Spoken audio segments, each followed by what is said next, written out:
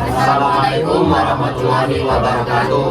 Perkenalkan, kami dari kelompok 6. Di sini kami akan menjelaskan tentang sifat fisik air dan teknik cara mengambil sampel air.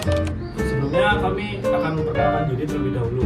Perkenalkan, nama saya Seno, NRP 056. Saya Wafi, NRP 050. Saya Adam, NRP 054. Saya Naila, NRP 659. Saya Agisa, NRP 663. Tanpa berlama-lama, kita langsung saja masuk ke videonya. Oke guys, sekarang aku akan melanjutkan tentang parameter fisik air, yaitu ada salinitas, konduktivitas, warna, kekeruhan, rasa, bau, padatan, suhu, dan flow. Selanjutnya akan aku lanjutkan dan bersama temanku. Jadi yang pertama ada warna. Warna yang kita lihat di air itu sebenarnya bukan warna asli. Hanya saja banyak material lain atau zat yang tersuspensi di dalamnya. Sehingga untuk melihat warna air yang sebenarnya kita harus menghilangkan zat atau material tersuspensi tersebut. Nah, untuk mengecek atau mengukur kadar warna air yang sebenarnya kita bisa menggunakan cara yaitu spektrofotometri atau dengan membandingkan warna air. Sedangkan untuk warna air yang tidak sebenarnya atau yang sedang dalam kondisi keruh, kita bisa menggunakan platinum kobalt. Dan selanjutnya yaitu ada kekeruhan. Kekeruhan sendiri diakibatkan oleh adanya materi optik atau lensing pada air sehingga menyebabkan cahaya terserap dari rendah sehingga arus dan arah cahaya berbelok. Nah, untuk mengukur kekeruhan sendiri kita dapat menggunakan electric micrometer atau bisa disebut dengan EMI. Yang ketiga ada bau. Air sebenarnya itu tidak memiliki bau, hanya saja terdapat senyawa organik maupun inorganik yang ada di dalam air sehingga air tersebut mengeluarkan bau.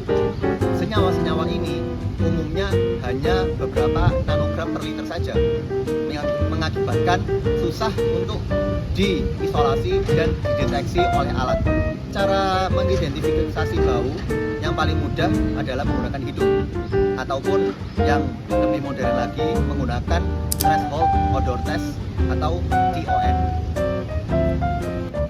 Selanjutnya adalah rasa.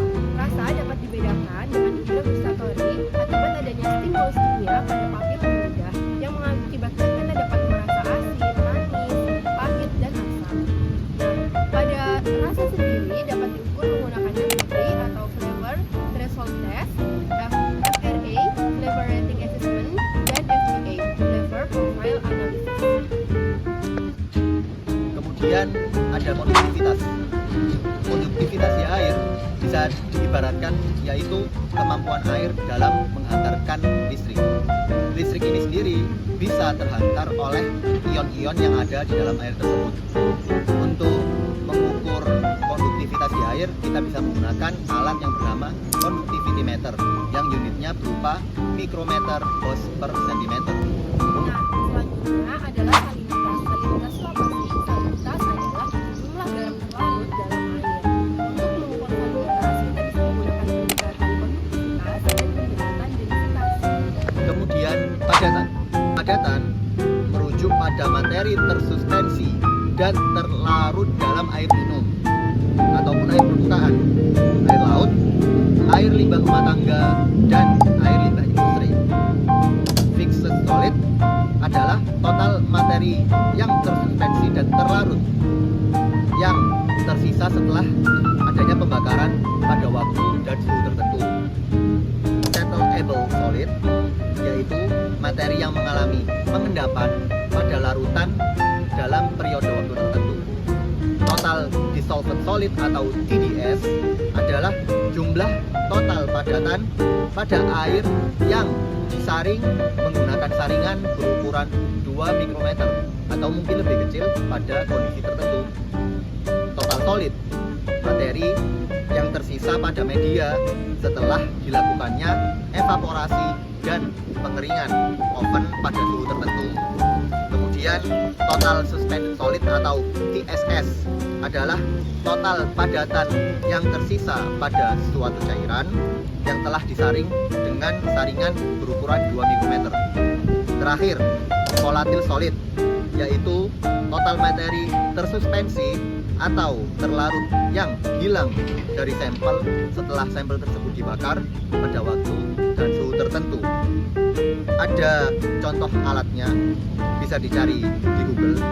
Itu total suspended solid, dia akan difilter. Nah, untuk memudahkan filter tersebut akan ditarik menggunakan sebuah pompa vakum, sehingga air-air tersebut bisa terpisah dari padatan-padatan yang ada di saringan, yang kemudian akan menghasilkan total dissolvent solid. Parameter fisik selanjutnya adalah suhu. Suhu dapat diukur menggunakan termometer, dan termometer sendiri terdapat berbagai jenis.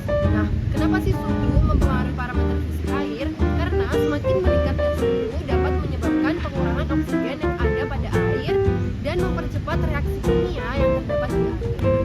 Oke, jadi untuk parameter fisik air yang terakhir adalah flowable. Flowable itu apa sih?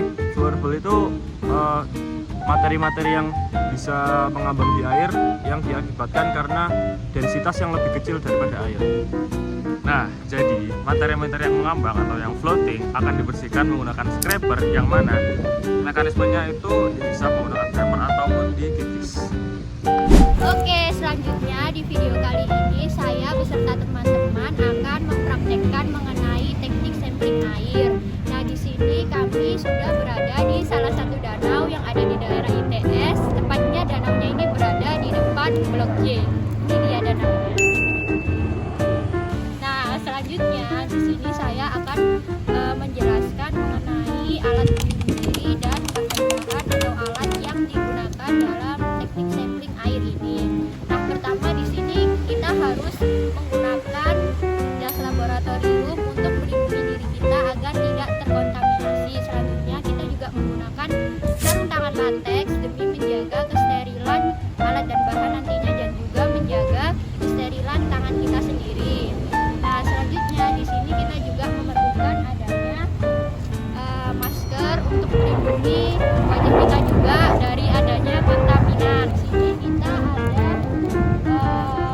botol yang sudah steril, yang sebelumnya sudah disterilkan untuk sebagai wadah sampel air nantinya.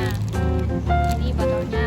Nah, selanjutnya untuk pengambilan air sendiri kita memerlukan ember agar ketika mengambil air itu menjadi mudah, dan nantinya air itu akan dimasukkan ke dalam botol sampel.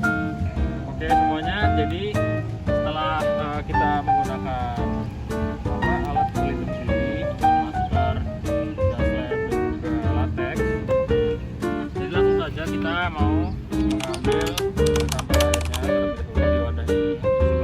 Sebelum kita sterilisasi botol sampelnya, kita mengambilnya di wadah yang kita ambil air permukaan.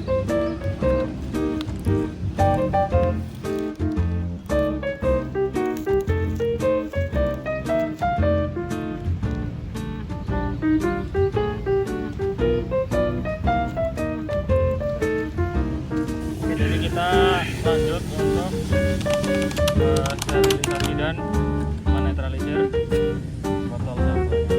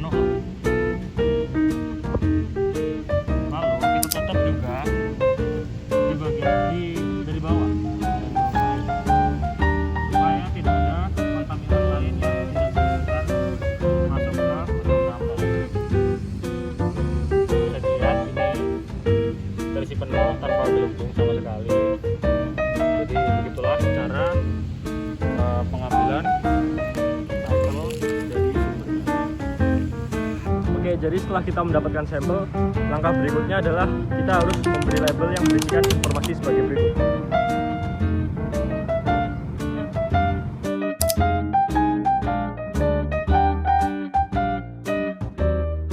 Dari sampel air yang telah kita ambil, dari sini kita bisa mengetahui parameter fisik dari air tersebut. Parameter fisik tersebut selanjutnya dapat kita analisis lebih lanjut di laboratorium. Dan untuk penyimpanannya, usahakan simpan pada suhu ruangan yang stabil. Ya, sekian video dari kami.